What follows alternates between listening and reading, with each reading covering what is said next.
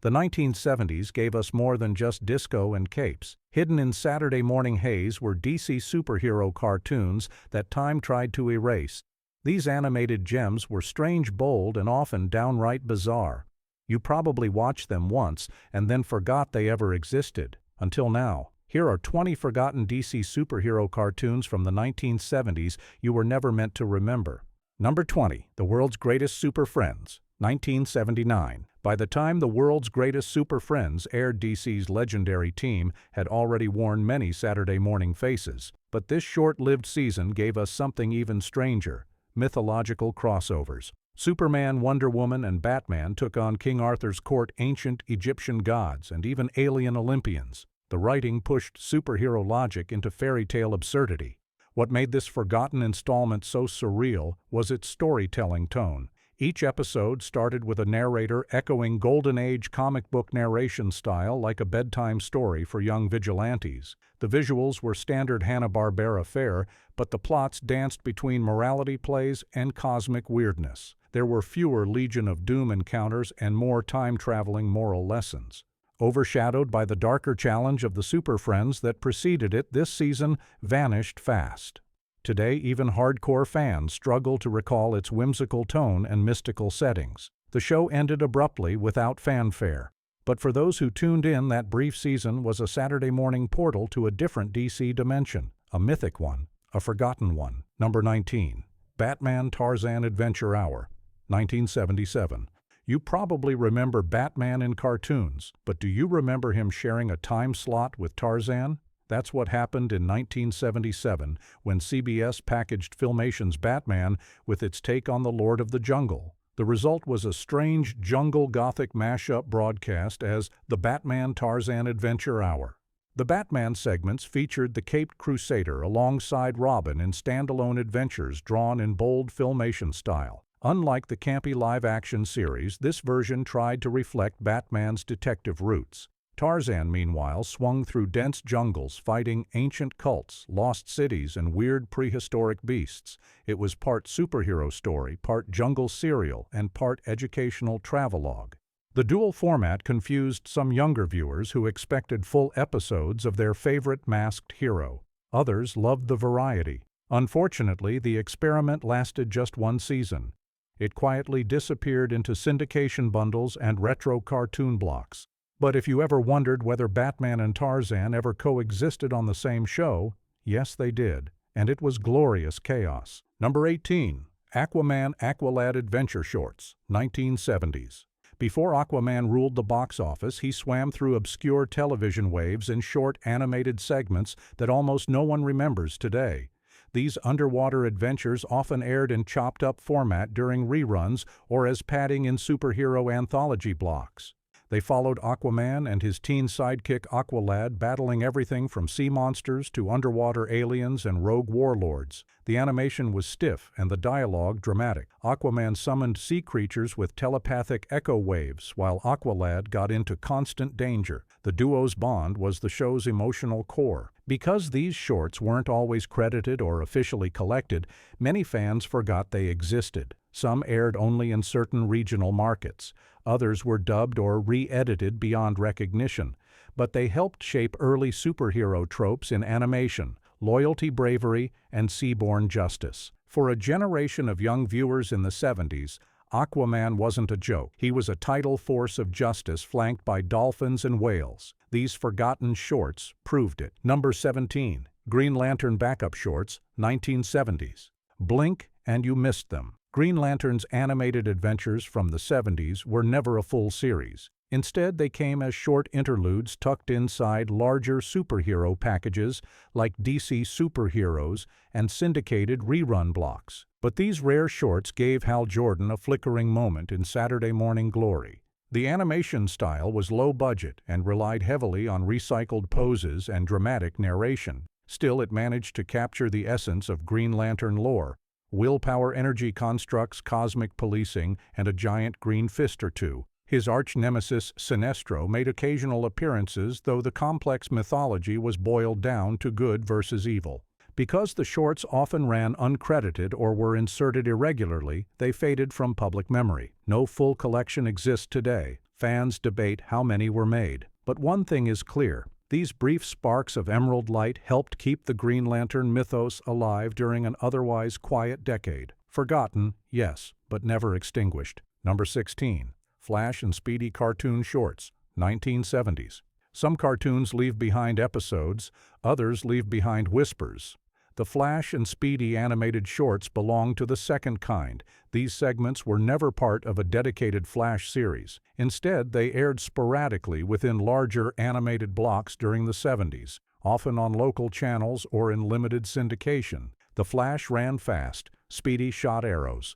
That was the core formula.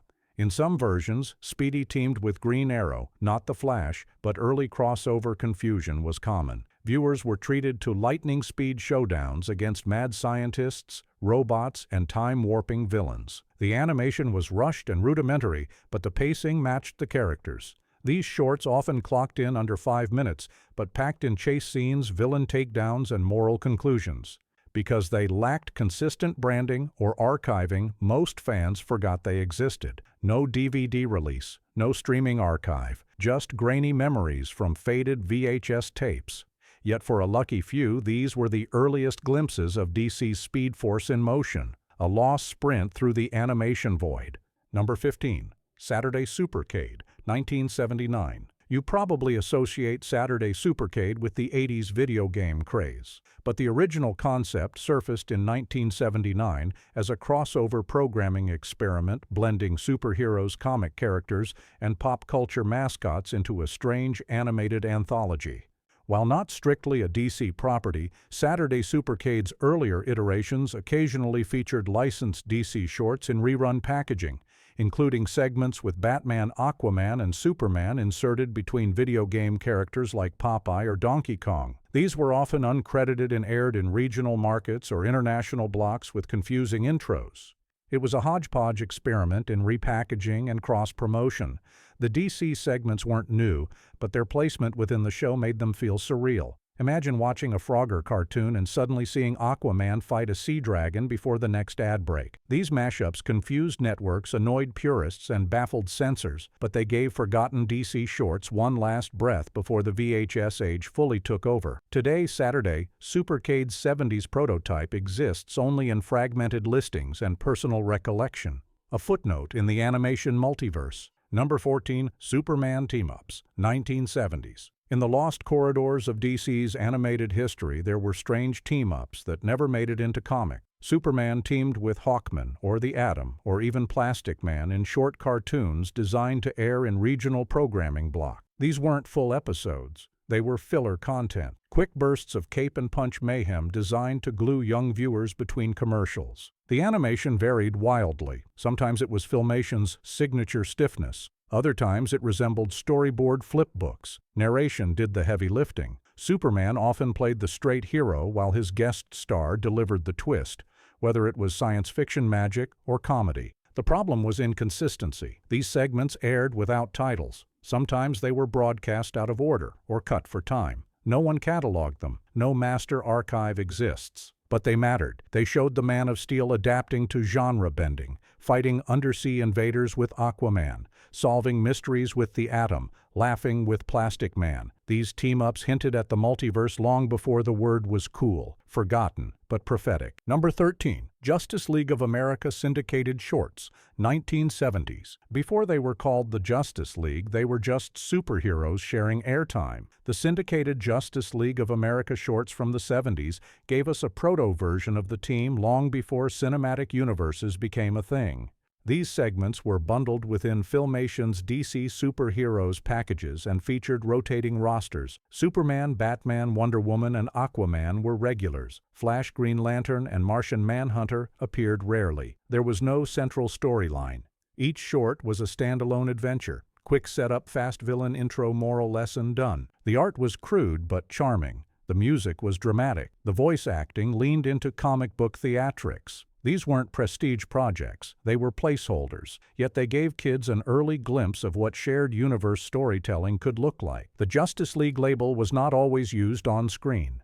Sometimes it was Superheroes United or simply the DC Heroes. This inconsistency doomed the shorts to obscurity, but hidden inside dusty VHS tapes and lost reels is the DNA of DC's future. A flickering torch passed through syndication. Number 12. Teen Titans Filmation Segments, 1970s.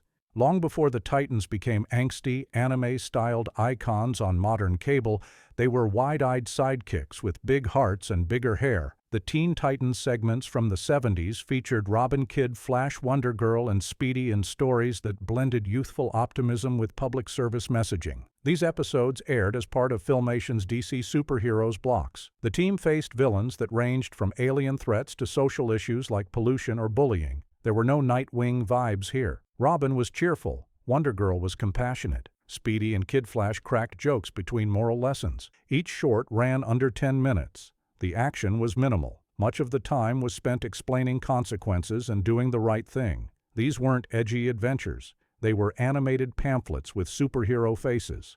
But they connected. Kids in the 70s saw themselves in the sidekicks, not the gods, but the grounded ones. And though the animation has faded and the voice tracks hiss with age, these forgotten Teen Titans cartoons were a vital stepping stone. They showed that even in capes, teens had something to say. Number 11. Aquaman Filmation Segments, 1970s. In the deep blue currents of forgotten animation, Aquaman once ruled the Saturday morning seas. Filmation's Aquaman segments continued airing into the 70s, but without fanfare or fresh episodes. These rerun packages paired him with Aqualad Tusky the Walrus and a cavalry of seafaring creatures summoned by telepathy. Each episode unfolded like a maritime legend. Sea dragons, underwater empires, and strange sci-fi submarines dominated the narrative. The animation was stiff and repetitive, but the sound design, filled with sonar pings, crashing waves, and eerie undersea echoes, created a strange immersive vibe.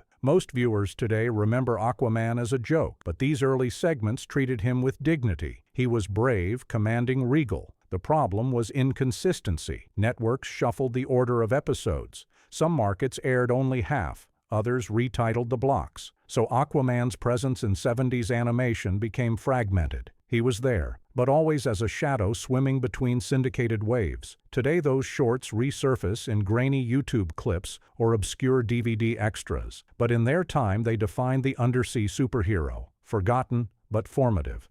Number 10. Batman with Robin the Boy Wonder, 1970. Before he teamed up with Tarzan or battled side by side with the Super Friends, Batman had his own solo cartoon run. Batman with Robin the Boy Wonder was essentially a rebranded segment from the earlier Superman-Batman Hour, but by 1970 it aired as its own standalone show in syndication. These episodes were quick, punchy, and formulaic. Batman and Robin faced off against Joker, Penguin, Catwoman, and Riddler in endlessly recycled showdowns. The animation was simple, backgrounds repeated, movements were robotic, but the voice work carried weight and the music added drama. Despite being repeats, the show aired under its own title, making kids believe it was new. This caused confusion. Many viewers have distinct memories of watching that old Batman cartoon without realizing they were watching something from the late 60s wrapped in a new title. The standalone branding was short-lived. By the mid-70s, it was absorbed into broader DC packages. But for a short while, Batman and Robin were on their own. No Justice League, no Batmite. Just two crime fighters and a whole lot of gray Gotham skies. Number 9. The New Adventures of Batman, 1977. If you remember Batmite, you remember this show. The New Adventures of Batman was Filmation's psychedelic return to Gotham, starring Adam West and Burt Ward, reprising their live-action roles in cartoon form. But this time, their third wheel was Batmite, a mischievous imp from another dimension who idolized Batman and caused chaos with every good intention. The animation was bold and colorful. The city was dark but cartoonish. The villains included classics like the Joker and Penguin, but also oddities like Zarbor and Sweet Tooth. Robin was earnest. Batman was wise. Batmite was annoying. And that was the point. This version of Batman blended slapstick with superhero action in a way that split audiences. Kids loved the absurdity. Parents were confused. Critics were silent. Only 16 episodes were made. Syndication scattered them across decades. For many, this show was a fever dream of capes and cosmic meddling, but it remains the only animated Batman show where the original live-action cast returned. a bridge between camp and chaos, a cartoon Gotham lost in time. Number 8. The all-new Super Friends Hour, 1977. By 1977, DC needed a refresh. The all-new Super Friends Hour introduced a brighter version of its animated universe. New heroes like Black Vulcan, Apache Chief, and Samurai joined the roster, reflecting a clumsy attempt at diversity. The episodes followed a strange pattern: 4 segments per hour, including hero shorts, magic tricks, health tips, and a central team adventure. It felt educational. It felt weird, yet it worked. Kids learned how to swim safely and also how to fight interdimensional aliens. Animation was improved slightly from the original Super Friends, but still stilted. However, the pacing made it more exciting. There were romance subplots, environmental messages, and cosmic villains. This show marked the beginning of a new identity for the franchise. But due to the experimental format and its short lifespan, it's often forgotten. Yet for many, this was their first glimpse of a wider DC animated universe, one filled with characters you wouldn't see again for decades. A stepping stone buried in memory. Number 7. Challenge of the Super Friends, 1978. For one glorious season, the heroes had villains worth remembering. Challenge of the Super Friends gave us the Legion of Doom, a rogues gallery that included Lex Luthor, Cheetah Sinestro, and Gorilla Grodd. They operated from a swamp fortress and plotted world domination weekly. The animation was tighter. The storytelling was sharper. This was the first time the Super Friends felt like a real team with stakes. Every episode paired classic hero versus villain matchups with absurd science fiction plots. Superman battled Bizarro. Batman outsmarted Scarecrow. Wonder Woman traded blows with Giganta. The series also introduced iconic voice work and a tone that straddled camp and drama. This was not just a cartoon, it was proto-Justice League. But for some reason the show disappeared quickly. Syndication chopped it up, reruns were rare, and today many viewers conflate it with the broader Super Friends timeline. Yet it stands alone as the darkest and most complete vision of DC's animated 70s. It deserves to be remembered, but it rarely is. Number 6. Plastic Man, DC Segments, 1970s Pilots. Plastic Man's official animated series did not arrive until the next decade, but DC tested the waters with unaired or limited segment pilots in the 70s. Some of these were included in promotional reels for Filmation or aired regionally in test markets as part of larger superhero experiment blocks. These Plastic Man shorts were bizarre. The animation was surreal with exaggerated, stretchy visuals that pushed the limits of budget animation. Plas would contort into ladders, parachutes, and even buzzsaws while taking on offbeat villains. There were spy plots, mistaken identities, and ridiculous disguises. It was all very tongue-in-cheek. The tone was lighter than other DC properties. Think more Inspector Gadget than Batman. Some segments included Woozy Winks, the bumbling sidekick. Others played it solo. While these segments never launched a full series during the decade, they paved the way for Plastic Man's mainstream success in the early 80s. Most fans have no idea these 70s pilots existed. They were uncredited, unlisted, and mostly unseen, but they showed DC was willing to bend its rules, literally. Number 5. The Adventures of Superboy, 1970s, Syndication. The Adventures of Superboy originally aired in the 60s but saw unexpected revival through syndicated reruns in the 70s. These segments followed a young Clark Kent balancing teenage life in Smallville with early superhero duties, all while living under the watchful eye of Ma and Pa Kent. The format was tight. Each short was less than 7 minutes, featuring simple problems with sci-fi solutions. Superboy stopped robots, helped farmers, or scared off alien invaders while learning life lessons. His dog Crypto often joined in for comedic relief. Filmation's animation gave Superboy a clean-cut look and earnest smile. It was clearly aimed at younger audiences and aired alongside The New Adventures of Superman. However, its rerun life gave it a new audience during the 70s. Kids too young to know they were watching old content. The show was soon lost to history. No merchandising, no reboot, just silent disappearance. Yet for many, this forgotten Superboy series was their first contact with Smallville and the myth of a young man of steel, a quiet chapter in DC's animated evolution. Number 4. The New Adventures of Superman, 1970s reruns. When Saturday morning arrived in the 70s, Superman was still flying. Originally airing in the 60s, The New Adventures of Superman returned in syndicated form with enough presence to feel new to young viewers. These segments featured bold title cards, powerful narration, and the voice of Bud Collyer reprising his iconic Superman role. The formula was simple. Danger struck Metropolis, Superman saved the day, Lois got the last word. The tone was serious. Even with limited animation, the show carried a mythic weight. It treated Superman as a protector, not just a fighter. Reruns were paired with other DC shorts, including Aquaman or the Justice League, but Superman remained the center. Because it was rerun without credits or full intros, most viewers had no idea they were watching a show made years earlier. For them, this was Superman. Fast-flying, clear morals, booming voice. Today it gets overshadowed by more stylized, animated takes. But in its syndicated second life, this show kept the legend alive, a forgotten rerun that became a defining memory. Number 3. Space Sentinels, Young Sentinels, 1977. This one is a cheat, not officially DC, but so close in tone and design that fans often misremember it as part of the canon. Filmation's Space Sentinels, later renamed Young Sentinels, featured heroes with godlike powers operating from a spaceship to protect Earth. The trio included Hercules, Mercury, and Astrea, each representing a different mythological culture. They had powers like super speed, flight strength, and cosmic awareness. The show blended science fiction philosophy and environmentalism in a format surprisingly ahead of its time. It aired briefly. Ratings were weak, merchandise was non-existent, but the animation style and storytelling mirrored DC's other cartoon efforts.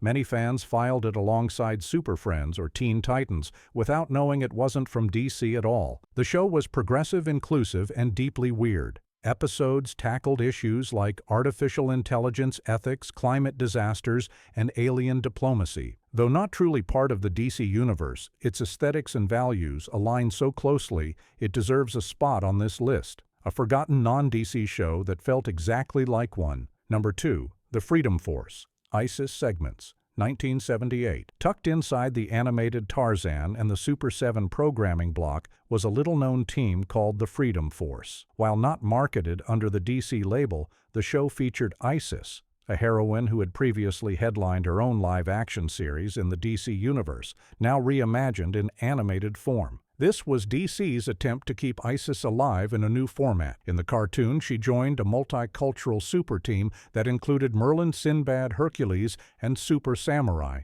Together, they tackled global threats from ancient monsters to alien invaders. Isis retained her powers of flight, weather control, and magical transformation. Her role was central. She led with grace, commanded the elements, and brought wisdom to a team of brawlers. Yet because the series only aired in short 6-minute episodes and was never released in full, it quickly disappeared from view. Despite its obscurity, the Freedom Force marked the first time a female DC-aligned superhero led an animated team on television.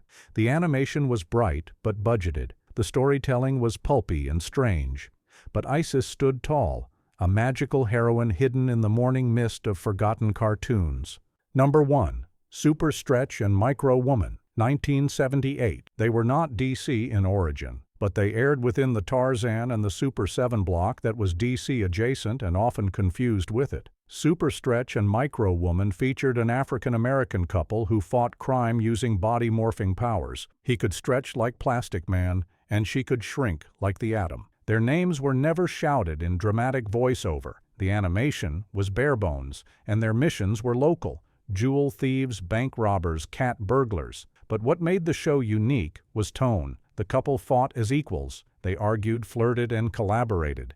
They felt like partners not just in heroism, but in life. Though not DC canon, the characters aired alongside Batman, Isis, and Tarzan in a shared block, often marketed as part of the same superhero universe. For kids watching in syndication, the branding blurred. Their adventures were brief and poorly preserved. No spin-offs, no comics, no toys. But they were pioneers, the first black superhero couple in animation, discarded by history yet blazing their own quiet trail. But these 20 cartoons built the animated foundation of the DC universe long before streaming and cinematic sagas. Forgotten by history but remembered by a lucky few, they proved that even lost shows have legacies. Like and subscribe for more retro deep dives. The next one might just unlock your childhood. Let me know if you'd like to format this into upload-ready parts or generate visuals descriptions for YouTube content.